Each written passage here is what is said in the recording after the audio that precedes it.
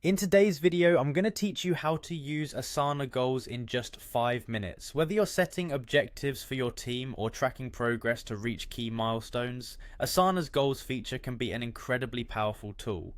Let's get started by first heading over to Asana. Open your web browser and navigate to Asana's login page. You'll need to enter your email address associated with your Asana account.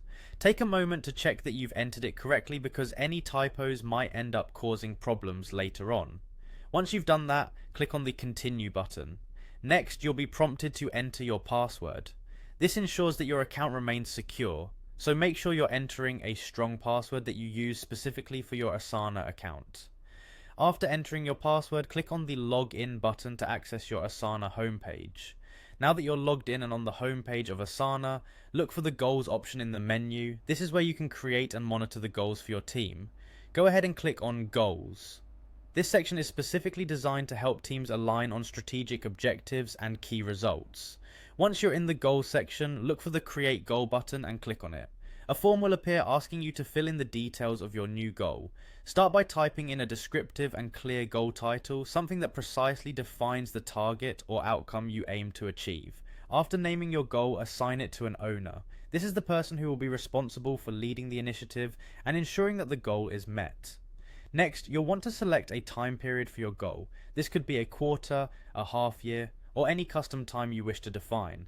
Having a clear timeline helps in measuring progress effectively. Now it's time to decide on the privacy settings for the goal. You can choose to make it either public or private. A public goal means everyone in your Asana workspace will be able to see it, which is great for transparency.